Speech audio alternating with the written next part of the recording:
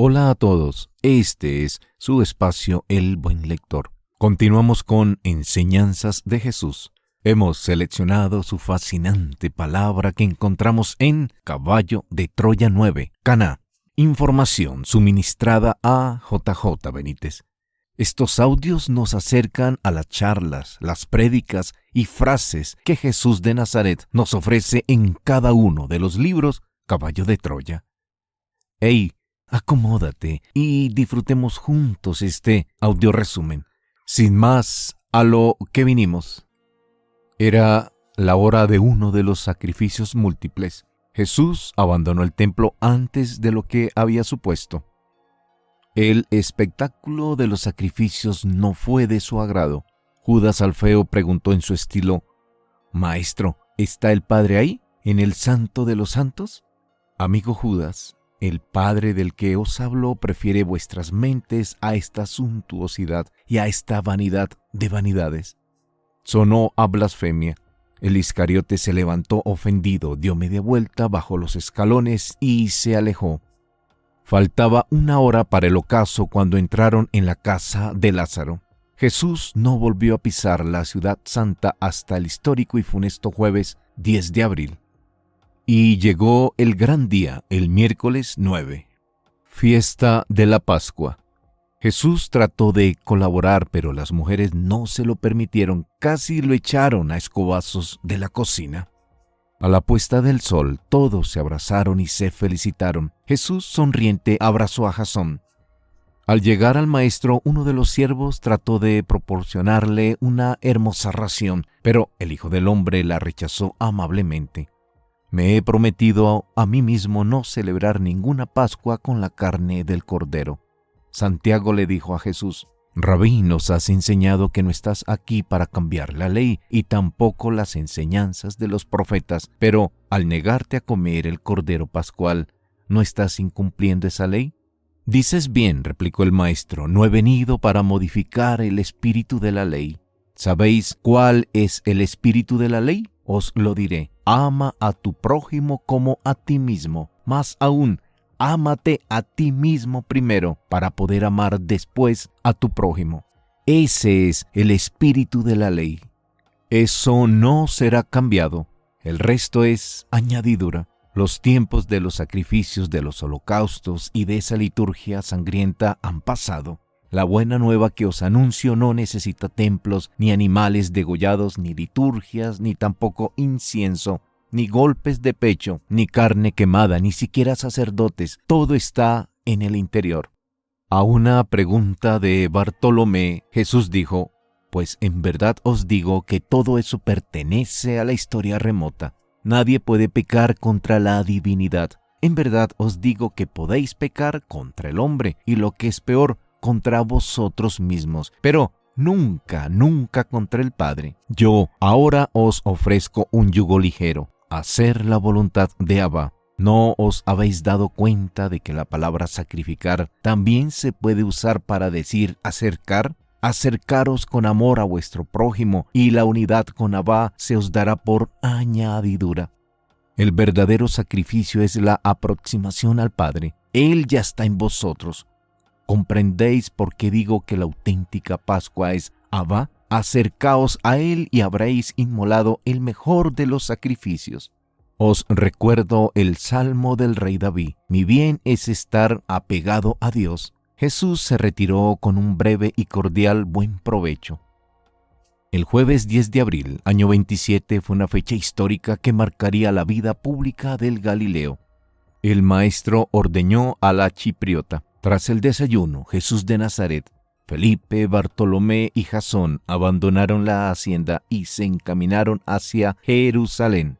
Pasada las 9 de la mañana, dejaron atrás el túnel e ingresaron en el atrio de los gentiles. Ya en el lugar, al llegar a lo alto, se quedó quieto unos segundos, elevó el rostro hacia el azul sorprendido del cielo y cerró los ojos. Felipe hizo un comentario. Jesús casi no había cenado y pensó que no se encontraba bien. Rebuscó en el zurrón y extrajo una naranja. El maestro se hallaba en lo alto de las gradas, completamente solo, y fue alzando los brazos con las palmas de las manos extendidas. Sonaron las trompetas. El primer sacrificio colectivo de animales estaba a punto de empezar. Una de las patrullas de levitas llegó presurosa y se mezcló con el gentío. Jesús bajó los brazos y miró al gentío. El maestro, en efecto, acusaba una intensa palidez. Felipe, en otro de sus arranques, ascendió veloz por los 14 peldaños de mármol. Se situó frente al rabí y fue a depositar la hermosa naranja en la mano izquierda de Jesús.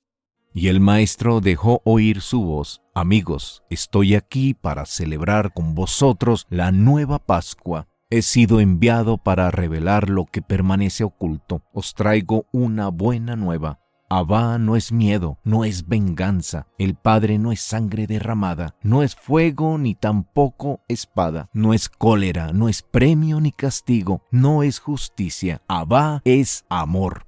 El Padre no lleva un libro de cuentas con vuestros errores y vuestras buenas acciones. He sido enviado para despertaros».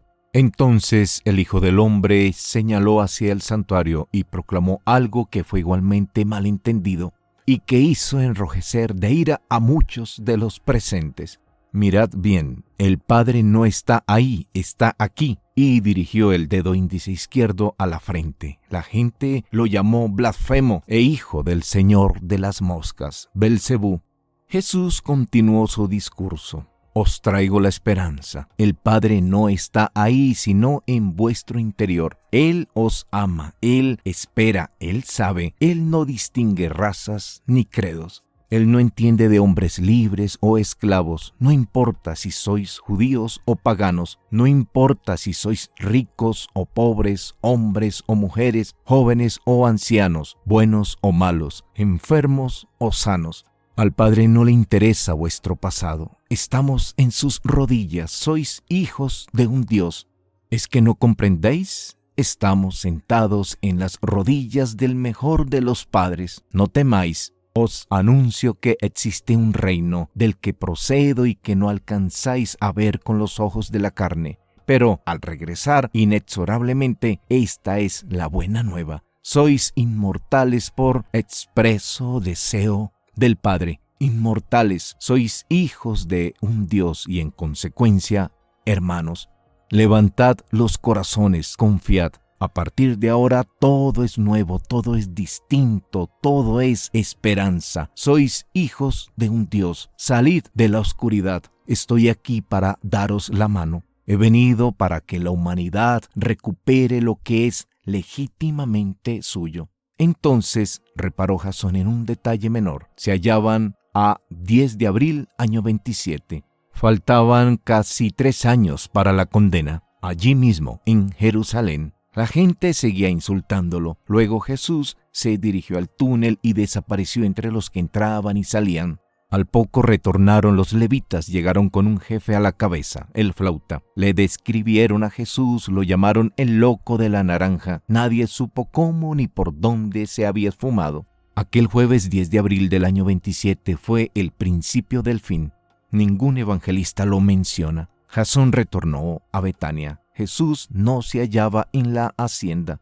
Poco antes del ocaso llegó el maestro. Presentaba un rostro amable y sereno. Cenó algo, hizo risas con los suyos y se retiró a descansar. El lunes 14 se produjo una novedad. Un mensajero se presentó en la hacienda. La noticia de la estancia de Jesús en Betania terminó filtrándose. El mensajero fue enviado por Anás. Los discípulos se felicitaron por la invitación. El Galileo fijó la reunión para el viernes 18. Llegado ese día, entraron Jesús y los suyos en el jardín y aguardaron.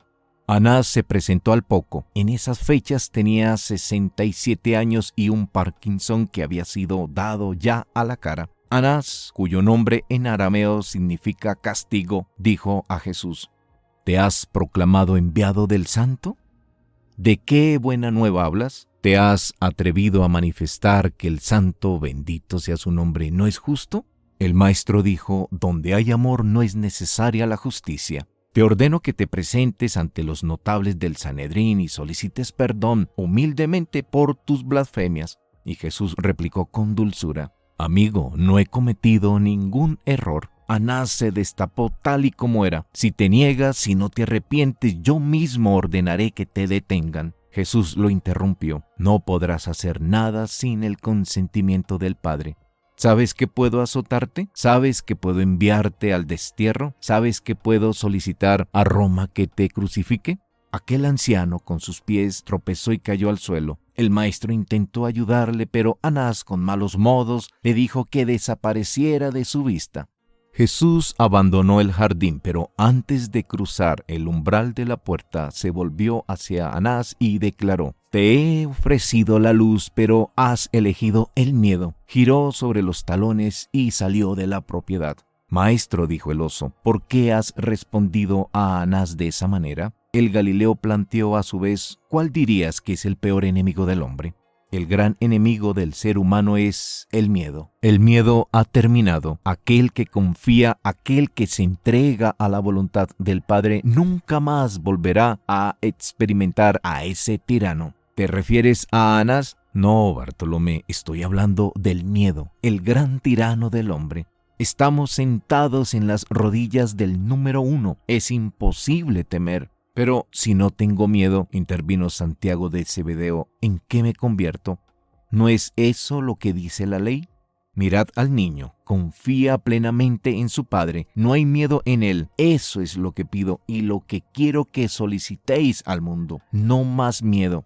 Estáis en las rodillas de un Dios, no más miedo». Y Felipe preguntó: «¿Cómo sabré que el Padre me ha perdonado?». El Galileo entonces procedió a contar una parábola. Habló de un judío que escribía sus pecados en un libro. En ese mismo rollo tomaba nota de los pecados cometidos por Dios contra él y contra su familia y amigos. Los discípulos oían atónitos, y llegó el Kipur, el día del perdón. Entonces el judío en cuestión tomó el libro, lo abrió y dirigiéndose a Dios exclamó: «Hoy nos ha llegado la hora a los dos. Tú, mi Dios, y yo repasaremos las cuentas. Aquí tienes la lista de mis pecados y la lista de los tuyos, las tristezas y desgracias que has ocasionado a mi familia, a mis amigos y a mí mismo.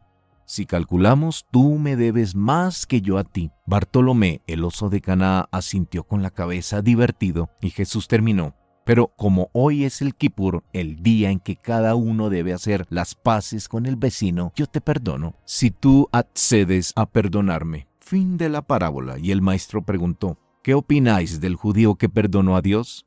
Mateo dijo: «Por lo que nos has enseñado, nadie tiene capacidad para ofender a Dios». Fue el único que comprendió. En los 2 días siguientes, los mensajeros no dejaron de llamar a las puertas de la casa de Lázaro. Traían invitaciones para que Jesús de Nazaret. Todo el mundo deseaba conocer al hombre que había desafiado a los corruptos sacerdotes del templo de Jerusalén.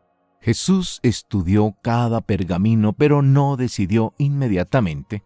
Tomó una decisión: visitaría únicamente la casa de un tal Flavio, un judío de origen griego.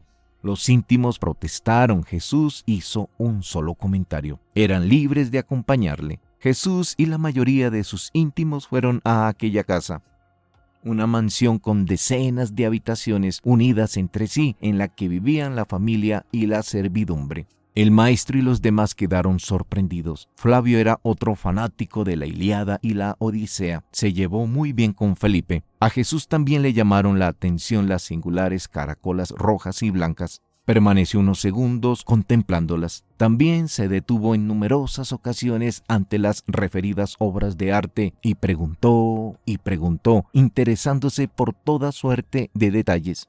Mateo, con los ojos muy abiertos, comentaba: «¡Qué dineral!». Flavio dio las órdenes oportunas y los siervos dieron un especial refrigerio. El anfitrión explicó que solo se trataba de pan mojado en vino con algo de ajo y de sal. Delicioso. Jesús se chupó los dedos y Flavio aprovechó el respiro para dar las gracias al maestro por su generosidad. «No todo el mundo en Jerusalén está dispuesto a pisar esta casa por mis obras de arte». Y Jesús redondeó: «Los tiempos cambian. Yo te anuncio, amigo, que existe un reino invisible y alado en el que la belleza lo ocupa todo». Pero Moisés dijo: «Insisto, Flavio, eran otros tiempos. Moisés quedó justificado para evitar la idolatría. Hoy, en cambio, no hay que mirar la letra de la ley, sino su espíritu». En verdad te digo, amigo Flavio, que en ese reino solo se adora la belleza. En ese reino magnífico al que llegaréis solo se adora al Padre, la máxima belleza. Llegará un día, y dirigió la mirada hacia Jasón, en el que los hombres sabrán apreciar el arte y nadie se rasgará las vestiduras ante una imagen de mármol, de madera o de oro. Mensaje recibido. En verdad te digo, Flavio, todo es Bellinte, un dios azul. ¿Sabes qué religión practica el Padre? La súbita pregunta de Jesús los desconcertó. El Padre practica la religión del arte. Flavio empezó a iluminarse y susurró: necesito saber más cosas de ese Padre. Tú no estás aquí por casualidad. Las visitas a la domus de Flavio se prolongaron durante 10 días. Jesús conocía estas circunstancias y aún así recibió a cuantos se presentaron en la domus. Fue amable y discreto. Jamás preguntó nombres. Se limitaba a observar a sus interlocutores y a responder a las preguntas. Habló con claridad sobre el Padre Azul y sobre su nueva y revolucionaria visión de Dios. Algunos notables escandalizados no volvieron a la casa de Flavio, y Jesús decía: soltad amarras, navegad hacia el nuevo reino. Apresuraos, no perdáis el tiempo escrutando la letra de la ley. El Padre está en vuestro interior, Él os guiará, Él es el mejor piloto. Un tal Jacobo, mercader judío de Creta, planteó al maestro un dilema interesante. Los profetas hablan de un Yahvé celoso, destructor, que odia a los impíos y es implacable con los que no cumplen su ley. Ese Dios es discriminador, manda matar sin cesar, todos le temen. Tú, en cambio, hablas de un Dios Padre bondadoso que no lleva las cuentas y que regala sin solicitar. Uno de esos dioses no es correcto. ¿Puedes decirme cuál? El maestro respondió así: el Padre es inmutable, nunca cambia. Es el ser humano el que modifica la percepción de Dios. Antes era necesario un Dios de justicia. Ahora se avecina un tiempo de amor. Hoy estamos más cerca de la verdad, de la misma forma que el anciano está cada día más próximo a la realidad. Yo os anuncio una nueva concepción de ese Dios grande y benéfico. Él me envía. Todos lo habéis comprobado alguna vez. Cuando la verdad se acerca, algo se estremece en el interior. El corazón tiembla, aunque no sepamos por qué. Lo que planteas, prosiguió el Galileo, es como el enamoramiento. No hay palabras. Se siente, está ahí, aunque resulte difícil describirlo. Con el nuevo reino sucede lo mismo. Cuando se pone un pie en él, todo cobra sentido. Aquel que ama a su prójimo me practica. Maestro, preguntó Flavio, ¿has estado enamorado? No en el sentido tradicional. ¿Cómo es posible? Eres extraordinariamente atractivo. No puedo creerte. ¿Es que te gustan los hombres como a mí? No, Flavio, respondió Jesús con delicadeza. No me gustan los hombres en el sentido que tú le das. No he venido al mundo para suscitar la descendencia, aunque estaría en mí todo el derecho. Estoy aquí para lo que ya sabes, para despertar al ser humano. ¿Y alguna mujer u hombre se han enamorado de ti? Una vez sí, ocurrió que una mujer se enamoró de mí. El jueves 24 de abril aparecieron en la domus 2 viejos conocidos. Uno era Nicodemo y otro era José de Arimatea, y se sentaron a diario cerca del Galileo, pendientes de sus gestos, de sus palabras y hasta de sus silencios. El lunes 28 Nicodemo dijo: Rabí, sabemos que eres un maestro enviado por el Santo, bendito sea su nombre, puesto que ningún hombre sencillo podría enseñar como tú lo haces. ¿Cómo puedo conocer más detalles sobre ese reino invisible y alado? En verdad te digo, Nicodemo, que si el hombre no vuelve a nacer de lo alto, no comprenderá. Cuando sopla el viento, lo sabes porque escuchas el rumor de las hojas o porque ves cómo se mueven. Y yo te pregunto, ¿puedes ver el viento? En verdad te digo que el espíritu es como el viento, desciende sobre la carne, pero nadie lo ve. Eso es nacer de lo alto, comprender que la verdad es derramada gratuitamente. Nacer de nuevo es despertar al espíritu que mece el alma. En verdad te digo que el Padre ya está en ti. Ánimo, déjate guiar por el Espíritu que te habita y en breve empezarás a ver con los ojos del alma. La realidad que contemplarás nada tiene que ver con lo que conoces ahora. Confía y desaprende. Abandónate en las manos de Abba. Deja que haga su trabajo. Desaprende. Fue a partir de aquel lunes 28 de abril cuando los rumores se precipitaron. La hacienda de Lázaro se volvió un manicomio. Todos hablaban del inminente arresto del Galileo. Al día siguiente, martes 29, mientras desayunaba, el maestro dejó claro que visitaría de nuevo la domus de Flavio. Los discípulos continuaron discutiendo el plan de defensa hasta que se dieron cuenta de la ausencia del Galileo. Durante unos instantes quedaron paralizados. Fue uno de los momentos más vergonzosos del colegio apostólico. Dejaron a Jesús a merced de los levitas, suponiendo que los rumores fueran ciertos. Por eso ningún evangelista escribió nada. Pero Jesús estaba ya en casa de Flavio. Allí Flavio le preguntó: ¿por qué envejecemos, maestro? ¿Qué es el tiempo? ¿Por qué te preocupas del tiempo si en verdad eres inmortal? No me gusta envejecer. Envejecer es dar pasos hacia la eternidad. Deberías sentirte feliz. Pero, ¿qué es el tiempo? ¿Por qué nadie ha logrado enjaularlo? ¿Podrías enjaular la mar? No podría, Rabí. Con el tiempo sucede lo mismo. No trates de controlarlo. Disfrútalo. Sé que lo haces. Sé que vives el momento. Esa es la verdadera sabiduría. No trates de analizar lo que no puedes comprender. El tiempo es una criatura del Padre. Otra más. El tiempo está creado con dos objetivos: empapar la materia y permitir que tú te asomes a él. Eres un nacido al tiempo. Experimenta la vida y el tiempo.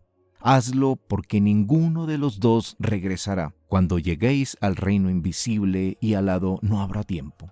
Esa criatura se quedará abajo. ¿No podré medir ni estudiar el tiempo? Jesús sonrió con picardía y comentó: deja que el Padre te sorprenda. ¿No hay tiempo después de la muerte? ¿No hay tiempo en el Seol? El Seol para los judíos era el mundo de ultratumba. Allí permanecían las almas durante un tiempo. Ese lugar, amigo Flavio, no existe. ¿Pensáis que un Padre azul y benéfico es capaz de imaginar un lugar como ese? ¿Creéis que un ser que practica el arte condena a sus hijos a las tinieblas o al fuego eterno? No debes temer a nadie. Pero he sido pecador, rectificó: soy pecador. ¿Qué será de mí tras la muerte? ¿Vivirás, Flavio? Flavio abrió la boca perplejo. Nadie te juzgará por lo que tú has elegido. El santo bendito sea no me juzgará. Jesús rió divertido. Ni le verás. La carrera hacia el paraíso, al encuentro con Abba, es un largo viaje, lleno de sorpresas, todas buenas. Tras la muerte nadie juzga a nadie. Al despertar veréis que todo es correcto. ¿No hay malos? No. La muerte solo es un sueño. A eso me refiero.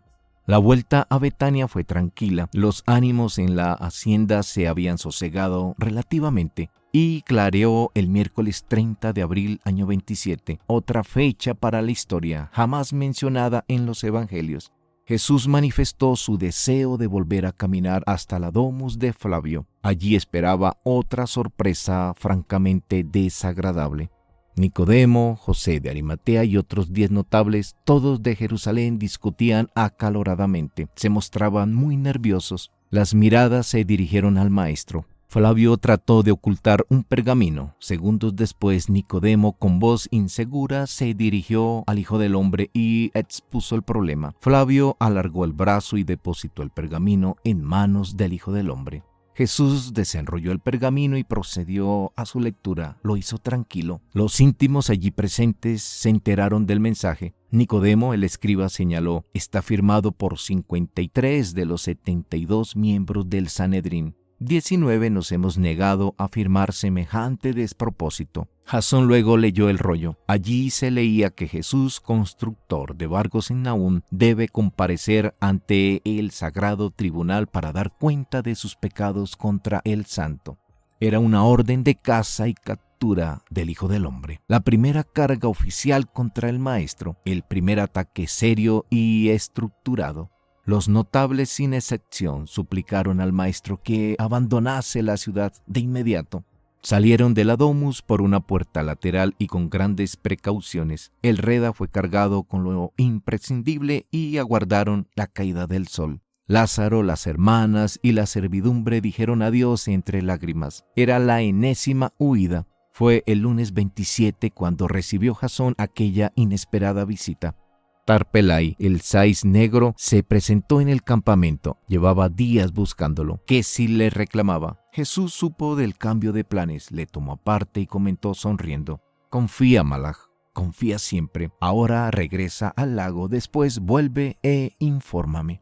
Del 28 de octubre al 18 de enero, año 28. Jasón fue y encontró allí a Eliseo. Era un anciano esquelético y por boca del mismo ingeniero se entera de muchas cosas terribles. Una de ellas, que la operación Caballo de Troya de seguir a Jesús fue un engaño. Tenía otros intereses. Clonar al maestro, pero esos diabólicos proyectos de Caballo de Troya no eran los únicos. Jasón lo miró desde el lado positivo. Los oscuros no se habían salido con la suya de momento. El cilindro de acero con las muestras estaba perdido, gracias a los cielos. En la mañana del lunes 5 de enero del año 28, animado por Quesil, tomó sus cosas y se dirigió a la base de aprovisionamiento de los 13 hermanos, en el Jordán. El objetivo era localizar al maestro y rogar que hiciera algo por Eliseo. El maestro y los discípulos podían hallarse en cualquier parte. Habían transcurrido más de 2 meses. Luego se enteró que Jesús y su gente se hallaban en el meandro Omega, cerca de la ciudad de Pela. Acababan de llegar, procedían de la Decápolis. Seguían huyendo. Jesús se hallaba en el río Artal. El Galileo le salió al encuentro, le tomó del brazo y le llevó lejos de los íntimos. Le miró a los ojos y pronunció una frase. El mal de tu hermano no es de muerte, confía. Esa noche tras la cena, el maestro se dirigió a los íntimos y anunció, Yehoanán ha muerto. No esperemos más. Los discípulos estaban sorprendidos. Ha llegado la hora. Anunciaremos el reino abiertamente. Preparadlo todo. Mañana regresamos al Yam. Empezaba una nueva época para el hombre Dios. Empezaba la auténtica vida de predicación. ¡Ey! Amigos, Caballo de Troya 9, Caná, trae al final de sus folios unas páginas con una frase que dice, se recomienda no abrir estas páginas anticipadamente. En adelante escuchemos lo que nos dice estas líneas. El mayor negoció con Salomé y con el Zebedeo padre y aceptaron. Propuso pagar por la estancia de su compañero y Quesil, pero rechazaron la sugerencia. Esa misma noche, con la ayuda de Tar y de Quesil, Eliseo fue trasladado al Palomar. Continuaba en estado de coma. Abril se entregó al cuidado de Eliseo. ¡Qué increíble criatura! Jesús supo de la presencia de Eliseo en el caserón, pero inexplicablemente no aceptó ver al ingeniero. Y llegó el miércoles 14 de enero, otra jornada singular. Como la esposa de Pedro estaba muy enferma, todos corrieron hacia la casa de Pedro a las afueras de Saidán. Jesús se fue con ellos. Jasón salió atrás, desconcertado, y pensó lo que faltaba. La suegra se hallaba en el nivel superior. El Hijo del Hombre ascendió los peldaños de piedra que unían a ambos niveles y se arrodilló al lado de Amata. La gente murmuraba, «Es el profeta de Nahum». El maestro tomó las manos de Amata, las acarició y le dedicó palabras de consuelo. La suegra de Pedro no reaccionó, o lo hizo con lejanía, parecía agotada. Felipe se situó junto al Galileo y empezó a colocar lienzos mojados en agua sobre la frente de la anciana. Al pasar Jesús por el lado de Jasón le miró intensamente y susurró, «Tampoco es una enfermedad de muerte». Le guiñó el ojo y se alejó. Felipe resumió y acertadamente, «Fiebres malignas no es la primera vez». Felipe le suministró la artemisa, surtió efecto, la fiebre descendió. La mujer se estabilizó y se quedó dormida. Luego Pedro gritaba, «Lo ha hecho el milagro, está viva». Muchos corrieron a ver a la suegra de Pedro. La mujer estaba en casa, sentada, bebiendo una poza caliente. «Milagro», repetía Pedro. Jasón interrogó a Felipe y éste negó con la cabeza. Allí no se había producido ningún milagro. La fiebre desapareció, pero probablemente obedecía a la artemisa. La mujer seguía débil. Pero Pedro escapó de la casa aireando el supuesto prodigio. A eso de las 12 de la noche, pasados los efectos de la artemisa, Amata cayó en otra tiritona. La fiebre se presentó intensa y la anciana quedó desmadejada. Lo dicho, no hubo prodigio, al menos en esos momentos. Al día siguiente, jueves 15 de enero, los rumores se dispararon y empezó a llegar gente a Saidán. Por supuesto, la suegra de Pedro no mejoró o lo hizo en ocasiones, dependiendo del tratamiento de Felipe. Pedro, avergonzado, se quitó de en medio, se excusó y se dedicó a la pesca en solitario. De ese momento, 3 de los 4 evangelistas hacen mención de la curación de la suegra de Pedro. Pues bien, mintieron o fueron cruelmente engañados. Tampoco es cierto que el Galileo tomara a la enferma por la mano y la levantara. Y llegó el increíble sábado 17 de enero, año 28. El día amaneció nublado, no tardaría en llover. Continuaba llegando gente, lo hacía por el norte, por el sur e incluso por mar. Jasón encontró en la calle a muchas familias, también a Asi, había reunido a los enfermos del Can, también encontró a Denario, el niño sordomudo, estaba Azog, tinieblas. A las 3 de la tarde regresó Jasón al caserón, escuchó a los discípulos debatir acerca del maestro. Jasón fue a ver al grave Eliseo, el mayor escribe así en su diario.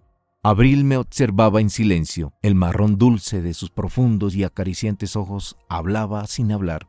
En esos momentos supe que me amaba, y hacia las 4 de la tarde, con el cielo borrascoso, Jasón, sin poder hacer más, se embarcaba con Tomás, el oso y los gemelos de Alfeo en una de las lanchas de los Zebedeo, que llevaba por nombre Corazón. Bogaron durante 1 hora.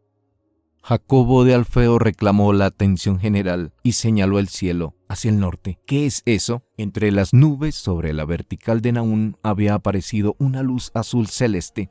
Quedaron perplejos, no era una estrella. El sol estaba a punto de hundirse en la costa de Tiberíades. Era una luz no muy grande, parecía un boquete en las nubes. Se hizo el silencio. Lo que fuera no hacía ruido y el estacionario era impecable. No se movió en ningún momento. Era un azul claro, metálico, que destacaba entre la masa nubosa.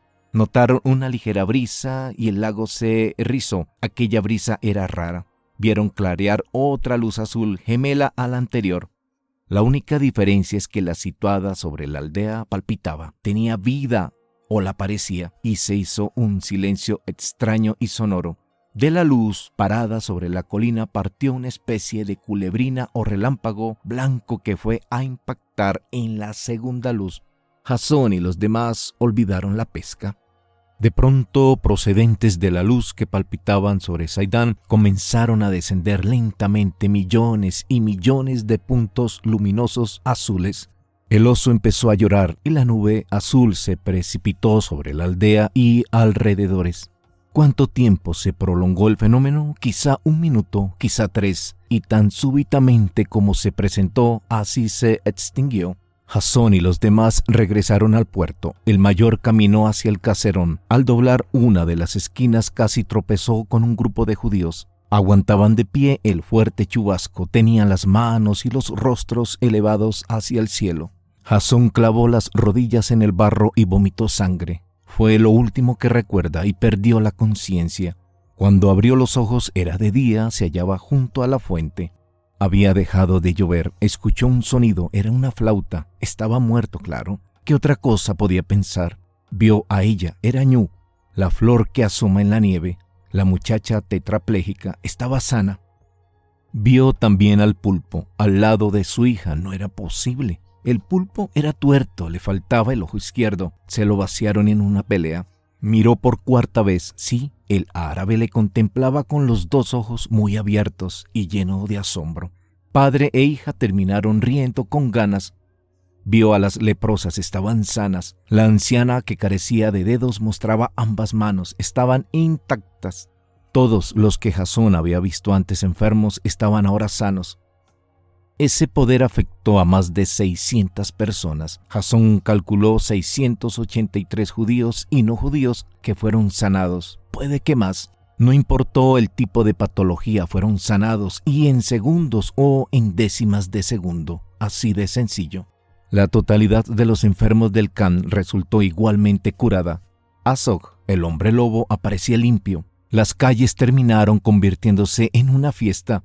Mucha gente vio sanada a Jasón. Entró al caserón, pero no vio al maestro. Andrés sonrió y se le saltaron las lágrimas. Alzó los brazos y la túnica resbaló dejando la piel al descubierto. La psoriasis había desaparecido. Jasón examinó las manos, ni rastro de las placas escamosas. Las uñas aparecían intactas y brillantes. Andrés contó lo ocurrido. Preguntamos a Jesús qué debíamos hacer, pero no respondió. Se sentó ahí donde tú estás y se sirvió leche en un cuenco. Estaba sediento. Siguió Jasón escuchándolos. Decían, oímos su flauta. Durante un rato se hizo el silencio. Jesús se levantó, dejó el cuenco de leche y salió de la sala. Al poco lo vimos regresar. Llevaba una flauta en las manos, la que le regaló Har. Salió del caserón, buscó al joven y se sentó a su lado. Tocaron juntos. Nadie levantó la voz. Todos escuchamos, fascinados. Los enfermos le decían, Rabí, ten piedad. Después se presentó aquella luz azul entre las nubes. Todo se volvió azul. Las casas, las calles, la gente, la ropa, los animales, las manos, los pies. Nevó azul. El Hijo del Hombre sencillamente sintió piedad por sus criaturas. Entonces empezó a llover y el gentío se volvió loco. Estaban curados. Los cojos y los paralíticos caminaban, los ciegos de nacimiento veían, los leprosos. El niño de Mateo también fue sanado. Mateo comentó feliz, ya no es un endemoniado. El maestro ha echado al espíritu inmundo que lo habitaba. El aspecto de Telaj era diferente.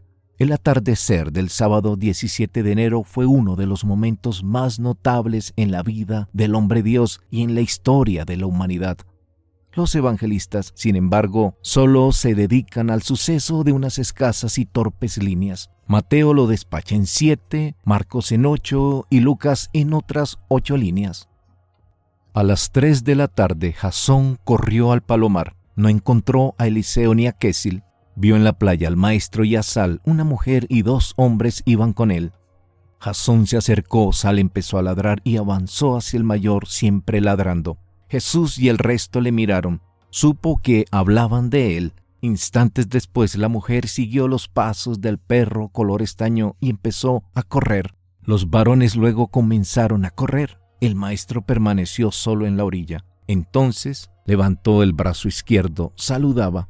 El gesto del Hijo del Hombre se prolongó casi 1 minuto. En la mente de Jasón sonó una palabra 5x5, fuerte y claro: confiad.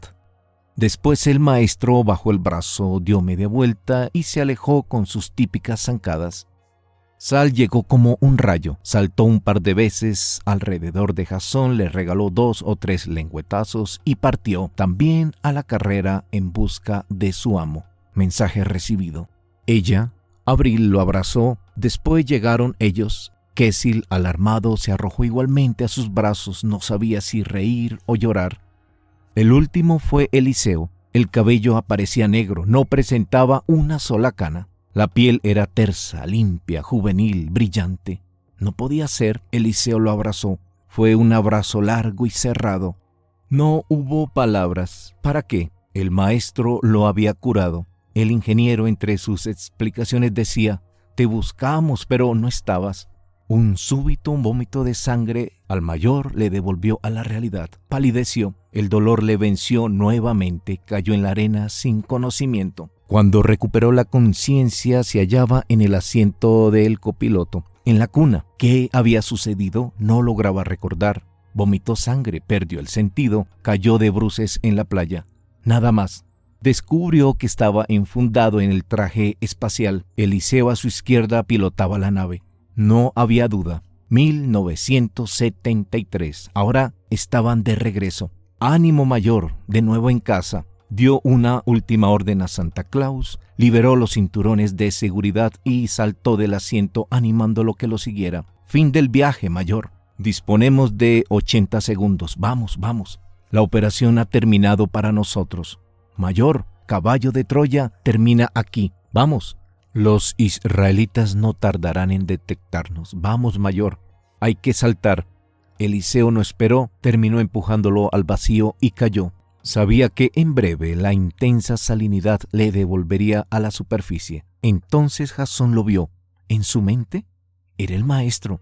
Levantó el brazo izquierdo y saludó. Vestía la túnica blanca, una leve brisa lo acompañaba y desordenaba los cabellos color caramelo. Sonreía mostrando la impecable dentadura. Le miró intensamente y el amor se derramó por aquellos ojos color miel y gritó: «Confiad».